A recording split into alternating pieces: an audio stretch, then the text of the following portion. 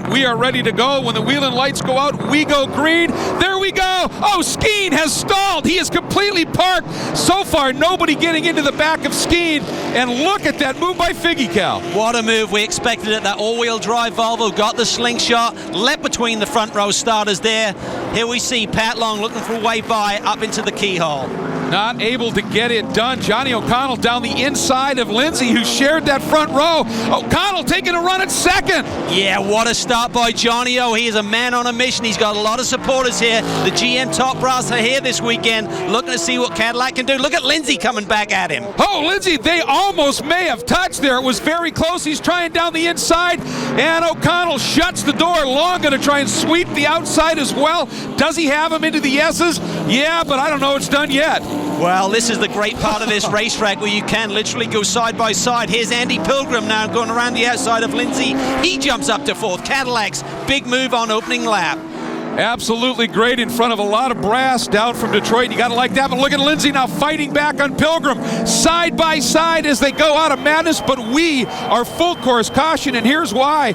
Even though Skeen stalled and nobody got into him, behind him, a huge shunt, Cal. Take a look. Well, yeah, you can see there's a stationary car right in the middle of the pack. And Bill Ziegler gets involved there. The Camaro is trying to dodge the 39 machine, trying to go around the outside. And Ziegler had nowhere to go. You can see it there. Off to your left side. Look at that. He's up on two wheels. Scary, scary stuff. This is our pole sedan touring car, Pavolito. He gets into the back of the GTS machine. Just a big stack up here in the middle of the grid. And there, once again, you can see Ziegler up on two wheels. Well, all part of the drama of standing start. Meanwhile, we hop on board with Alex Figgy, who was a race leader in that K-Pax Volvo. Only his third start leading the race. And Cal, we're coming up to the green. And unlike the initial start, the restarts are right here on this front straightaway. He's got a big pack of cars right behind. Look at O'Connell. Gets a run heading down to turn one.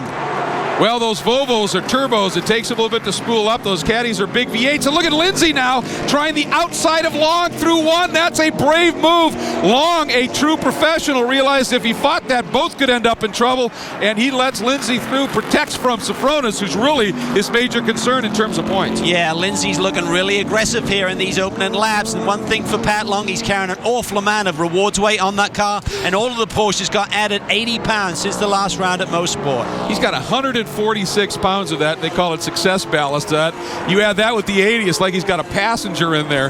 Meanwhile, here is that battle we've been talking about. Brown, Foss, and look who's sitting right there in third. Cunningham, who was on pole, just lost out on the launch. And Mike Skeen, after that stall in that Krager Corvette, is charging. Yeah, he's got to be careful here because he's mixing it up with leaders in a different class. He's got to be patient. He's still got a very fast race car. Brown, Foss, and then here comes Skeen. And Skeen, I think he realizes these two guys are duking it out for a class battle, and he doesn't want to mess that up. And look at Foss trying to carry speed, getting a bit crossed up in that Traxxas St. Jude Children's Hospital Mustang. And Paul Brown, by the way, debuting a new sponsor this weekend, 1 hour heating and air conditioning. And look at Foss dropping tires, trying to stay with him, and Skeen scoots underneath both. Now let's get back to the touring car race, and Lawson Aschenbach in that Compass 360 Honda Civic has jumped into the lead. Points leader, the 06 GT champion, 3 wins on the season, and he is relishing running in touring cars. He really is, and one change for the car this weekend, they're actually running the standard brake package. That allows him to run 50 pounds lighter, and he was really concerned that the weight on this car with the rewards weight is getting too high, so a bit of a switch up within that team. But you can see Rob Holland there in the second of the K-Pax Volvos having a strong start. Had got balked in qualifying, he said. Has a good car underneath him. And in GTS, the battle continues. Brown able to hang on. You can see Foss now under huge attack by P.D. Cunningham. And good to see that P.D. Cunningham is now running pretty much heads up with the Mustang. Since the last round, they've had a big performance change on the engines of the Mustang. They've lost about 60, 70 horsepower, and that's really equalized the field, I feel. So close battling here. Petey very racy, and he's got to be with that group behind him. Here we come up through madness. And Cunningham, the wheel came off. Something broke, and that's a huge impact into the wheel or into the wall. Obviously, there's that big rise, Cal. You're unweighted at that point, but that thing snapped before he got there. Yeah, you could see it there. He's heading through the apex of that corner. Suddenly, the left rear upright or something breaks there. The wheel departs from the race car. Petey along for the ride, and that wall is in close proximity there to the side of the track. So that was a heavy, heavy hit. So watch it again, Cal, heading into the exit of madness. Right there, right at apex where it's heavily loaded, just departs from the car. Petey spins it around. That will slap him up pretty hard there. Watch it again. Oof. Almost got airborne. That's a driver's side pancake, too. Remember, these are doubleheader weekends. He's got another race tomorrow, so a lot of work potentially for the real-time boys. On board with Petey. See him there trying to correct it. Then you see the impact. That's the toll that the body has to take in an impact like that. And Aaron Povaledo into the pits after problems on the start when he got balked by that big pileup. He apparently has a cut tire. We are under yet another full course caution. This one, of course, for Petey Cunningham's wreck, and that's going to be a bit of a cleanup as well. That is the beautiful Volvo, the Capex Volvo of Alex Figge, leading in only his third start. The new body style, the one thing that team has said is really helping with that program, with that new body style, that's cooling. It was an issue they had before as we go back to green, and man, did he read that beautifully this time. And look at Lindsay down to the inside of O'Connell, side by side through turn one. A couple of little bumps, but it's just a little rubbing. Wow, Lindsay got a brilliant start there, but Johnny did not want to give the position up. As you can see, he fought really hard through turn one, and he's got a really quick car there right through the middle of the keyhole. He can roll a lot of speed there, long up on the curb. These curbs are really low here now at Mid-Ohio. You can use them, certainly when the track is dry anyway. Meanwhile, back in Turing, on the restart, that big lead that Aschenbach had built up, Cal, is gone. Not only is it gone, we've got Holland, and that Capex machine is through. He is through, and look at the handling on that car. I spoke to him this morning. He said, boy, these Pirellis really give me so much grip. I've been up on two wheels this weekend through some of the slow corners. Great battle here. Meanwhile, on board with Lindsay, that hot Corvette down to the inside of O'Connell, down into the S's. They touch! Oh, and it was a big hit. Both of them off. Lindsay is broken. Wow, Lindsay got really aggressive there. He was late on the brakes, but he must have seen that Johnny's really been carrying a lot of speed through that particular corner. So I think Johnny would have thought, hey, he should read that I'm going to come across here. Johnny O'Connell will be very frustrated with that move, but Pat Lindsay just really looking for that second spot and getting pretty aggressive. Yeah, it looks like O'Connell, other than losing a lot of positions, may have gotten away with it damage-wise. Not so Lindsay in that hot Corvette.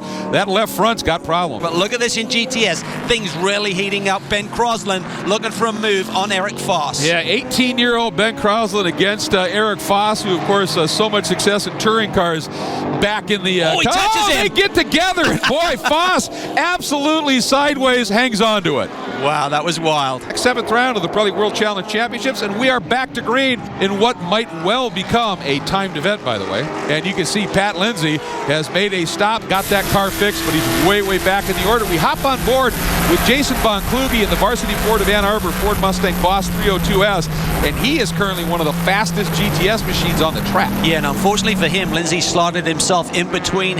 Oh, look at this. He actually got around Crosland there, so that onboard was a little bit deceptive there. Jason had a run on Crosland, takes away the third spot. So Lindsay should clear this GTS traffic pretty quickly and allow these guys to go back at it. And look at Nick Asayan there.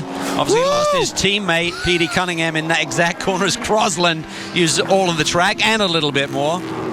Yeah, 2 wheels in the dirt. What the heck? That's racing in Mid-Ohio, and carrying that speed and momentum is huge. Crosland, though, not going to make life easy on Golinello, and that's Jeff Courtney. That's the Kenda Tires Rec Stuff Global Motorsports Group Porsche. It's his first weekend running a Porsche in World Challenge with Global Motorsports Group. That's a big off.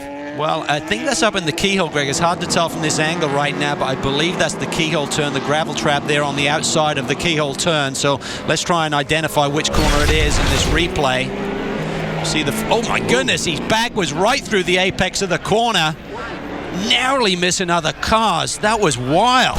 He got right up and over those tires and the speed and into the barrier, and he's moving inside the cockpit. That's a good sign, but that had to be one heck of a hit. And I think he must have caught his hand in the steering wheel there. There you can see him shaking his hands. He is catching his breath there. That is a massive impact. Wow, so we are under caution once again. We'll show you the top 4 in each of our classes. It's Figge overall leading in GT.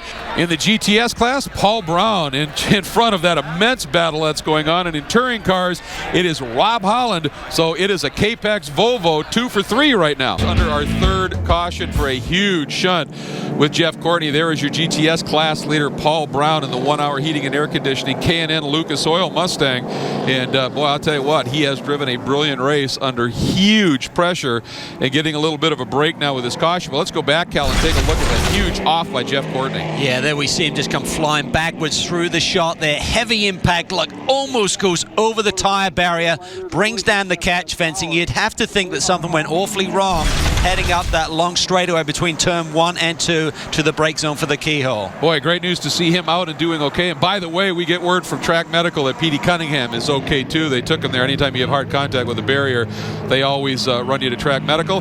We're on the white flag lap. This one, unfortunately, is going to finish under caution with a timed event as well. There's Rob Holland in his 36 start. We talked about it. Looks like under caution, white flag lap. He's going to get his first win. Talk about a guy who is going to be absolutely amped with Lawson Aschenbach sitting in second. Great drive there by Brett Sandberg. Ends up third in class. I like what the team did there with that tire change. They kept Povolito right in the mix there. Currently running fourth. Good points. Remember, he's second in points right now to Aschenbach in these touring car standings. Well, the thing for Povolito, he was twice back outside of the top 10 and ends up fourth in this one. And Alex Figge in GT, that beautiful K-Pax Volvo, the new body style. And for all the problems Randy Popes has had with his car, and it's been just mechanical little niggly gremlins all day, all weekend so far, Figge's car has worked perfectly. And in only his third World Challenge start, Alex Figge brings home a win in GT, and the first for that K-Pax program with the new body style on that machine. Absolutely remarkable run, Cal. Yeah, perfect race. Got the launch, slipped between the two front row starters, got the lead early, hung on to it. No mistakes. Great race by Alex Figge. Paul Brown coming home. This is his third win of the season from his 7th straight front row qualifying effort. He is pumped as well. This means everything to him. This is a small family team, and literally they make each race, the next race, based on prize money they win. And Rob Holland, we've already talked about, long overdue. Congratulations to a great guy. What a day for K-Pax.